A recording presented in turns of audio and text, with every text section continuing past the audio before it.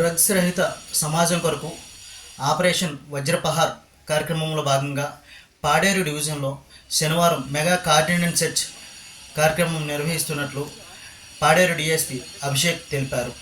ఈ మేరకు అరకులోయ మండలం మాల్సింగవరం గ్రామంలో పాడేరు డిఎస్పి పర్యవేక్షణలో అరకు సిఐ హిమగిరి ఆధ్వర్యంలో మెగా కార్డినెన్స్ సెర్చ్ కార్యక్రమాన్ని చేపట్టారు. దీనిలో భాగంగా డాగ్ స్క్వాడ్తో గ్రామంలోని ఇంటింటికి వెళ్లి తనిఖీలు నిర్వహించారు.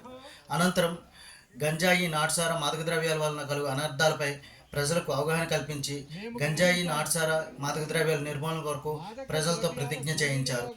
పాడేరు డిఎస్పి అభిషేక్ మాట్లాడుతూ అధికారుల ఆదేశాలు డ్రగ్స్ రహిత సమాజం కొరకు గత 15 రోజులుగా 37 గ్రామాలలో కార్డినెన్స్ సెర్చ్ కార్యక్రమం నిర్వహించినట్లు పేర్కొన్నారు.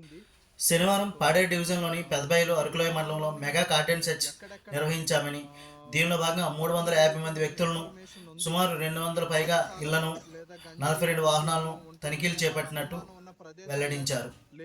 పాత నేరస్తులు భవిష్యత్తులో తప్పులు చేయకుండా వారికి కౌన్సిలింగ్ ఇచ్చినట్లు డిఎస్పి తెలిపారు. ఈ కార్యక్రమంలో అరకులోయ సబ్ ఇన్స్పెక్టర్ జి గోపాలరావు మరియు ఏగల్ టీం పాల్గొన్నారు.